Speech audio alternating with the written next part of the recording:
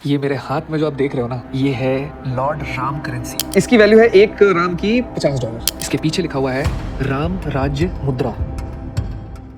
दोस्तों, social media पर एक खबर धमाके की तरह फैल रही है। एक इस्लामिक देश ने राम लिखे हुए नोट जारी कर दिए और पूरा इस्लामी जगत भड़क उठा। लेकिन क्या सच में किसी मुस्लिम देश में राम की तस्वीर वाले नोट चल रहे हैं? क्या यह किसी देश की ऑफिशियल करेंसी है या फिर यह पूरा मामला कुछ और ही कहानी सुना रहा है? आज हम इस वीडियो में ऐसे फैक्ट्स बताएंगे जिनके बारे में 90% लोग नहीं जानते कि ये राम करेंसी आखिर किस देश की है, किसने बनाई, क्यों बनाई और असलियत में इस पर इस्लामिक दुनिया की क्या प्रतिक्रिया हुई। तैयार हो जाइए दोस्तों, क्योंकि सच्चाई सुनकर आप भी कहेंगे, अरे ये तो हमें किसी ने बताया ही नहीं। 2002 का साल था। दुनिया में कहीं एक ऐसी संस्था काम कर रही थी जिसका नाम सुनकर ही लोग चौंक जाते थे, global country of world peace, यानी दुनिया का शांति देश। नाम बड़ा था, दावे उससे भी बड़े। इस संस्था के अंदर एक बेहद अलग सा विचार जन्म ले रहा था। लोगों में वैदिक संस्कृति और आध्यात्मिक मूल्यों को फैलाने का सपना देखा जा रहा था। एक दिन संगठन के अंदर बैठे कुछ लोगों ने एक अजीब सा प्रस्ताव रखा, क्यों ना हम एक अपनी खुद की करेंसी बनाएं? हाँ, एक ऐसी करेंसी जिस पर भगवान राम की तस्वीर हो, एक ऐसी मुद्रा जो पूरी दुनिया को वैदिक मूल्यों का संदेश दे। लेकिन सवाल ये था, क्या ये वाकई मुद्रा होगी या सिर्फ एक धार्मिक प्रतीक? क्या ये किसी देश में चलेगी या सिर्फ एक आइडिया बनकर रह जाएगी? किसी ने नहीं बताया, किसी ने साफ जवाब नहीं दिया। लोग बस इतना जानते थे कि GCWP नाम की इस संस्था ने राम करेंसी नाम से कुछ नोट बनाए। लेकिन ये नोट किस लिए थे, कहाँ चलने वाले थे और क्या ये असली पैसे थे या सिर्फ एक धार्मिक पहचान? यह रहस्य अभी भी हवा में तैर रहा था।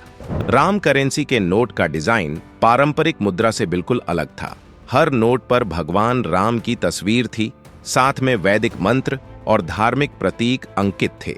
नोट का रंग और पैटर्न इतने आकर्षक थे कि लोग इसे केवल देखने के लिए भी उत्साहित हो जाते थे। इसके अलावा नोट विभिन्न डिनोमिनेशंस में बनाए गए, जैसे 1, 5, 10। हालांकि ये नोट वास्तविक बैंकिंग ट्रांजैक्शन के लिए नहीं थे।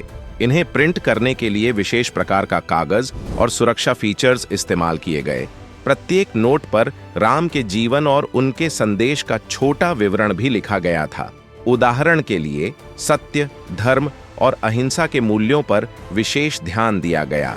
ऐसा करके संस्था ने नोट को केवल मुद्रा नहीं बल्कि शिक्षा और संदेश का माध्यम बनाया। संगठन ने नोट को केवल फिजिकल रूप में ही नहीं बल्कि डिजिटल स्वरूप में भी पेश किया। इसका उद्देश्य था कि विश्व भर में लोग इसे डाउनलोड करके अपने ज्ञान और संग्रह के लिए इस्तेमाल कर सकें।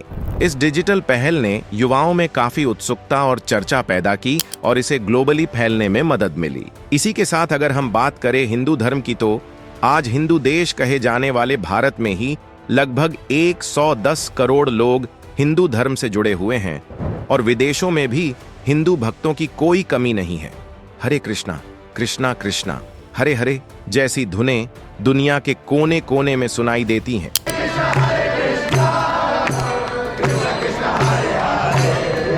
इसका सबसे बड़ा उदाहरण है टोनी नादेर, एक ऐसे व्यक्ति जिन्हें हिंदू धर्म से गहरे जुड़ाव के कारण महाराजा अधिराज राजाराम जैसा सम्मानित हिंदू नाम दिया गया।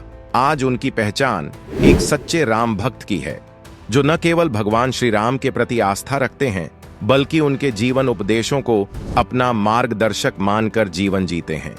टोनी नादेर लेबनान जैसे मुस्लिम बहुल देश से आते हैं, जहां 60 से 70% आबादी मुस्लिम और 30 से 40% आबादी ईसाई धर्म मानने वाली है। हिंदुओं की संख्या वहां लगभग ना के बराबर है, लेकिन ईसाईयत और इस्लाम से भरे माहौल के बीच भी उनके मन में सनातन की ज्योत जली और वे पूरी निष्ठा से हिंदू धर्म का अनुसरण करने लगे। राम भक्त होने के साथ साथ टोनी एक लेबनानी न्यूरोसाइंटिस्ट, रिसर्चर और ट्रांसेंडेंटल मेडिटेशन मूवमेंट के ग्लोबल लीडर हैं।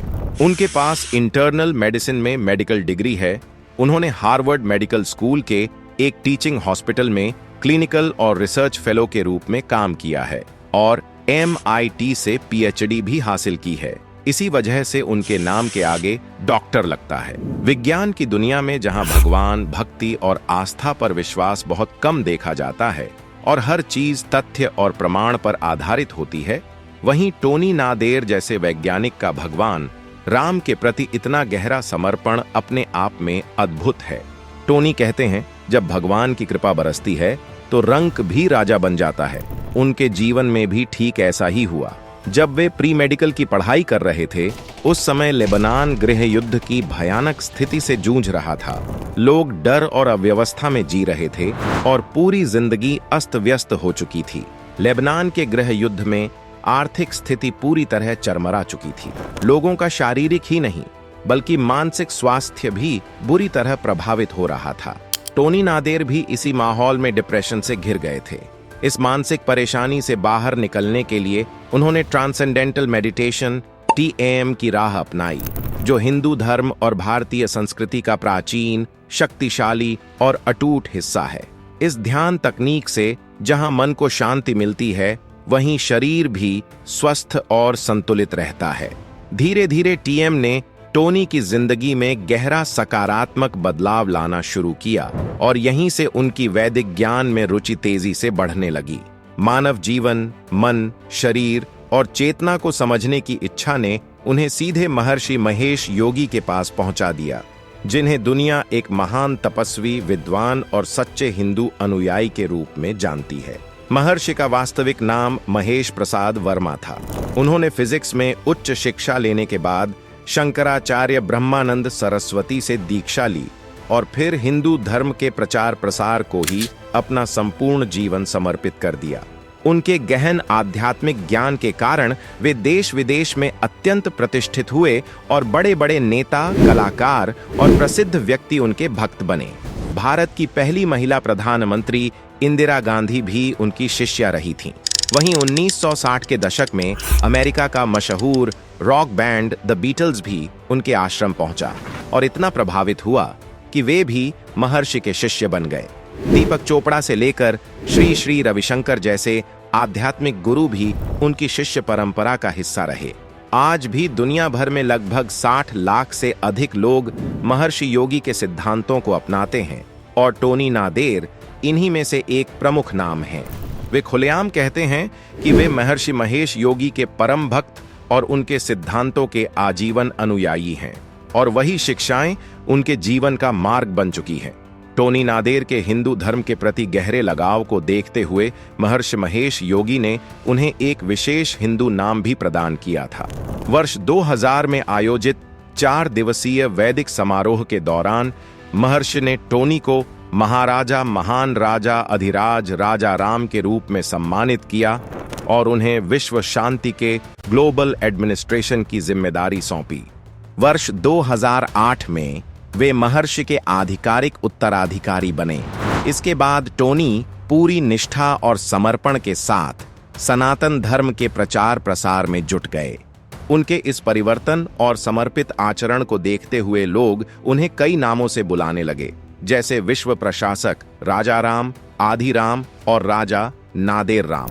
आपको यह जानकर हैरानी होगी कि टोनी नादेर ने महर्षि योगी जी के साथ मिलकर हिंदू वेदों में वर्णित मेडिकल साइंस यानी आयुर्वेद के ज्ञान पर दुनिया के 50 से अधिक देशों में व्याख्यान दिए।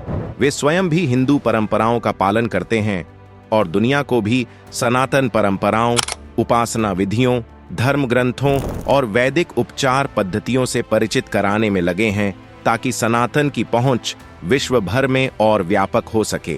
टोनी नादेर ने न केवल विचारों से बल्कि मुद्रा यानी करेंसी के माध्यम से भी भगवान श्री राम का संदेश दुनिया तक पहुंचाने की कोशिश की।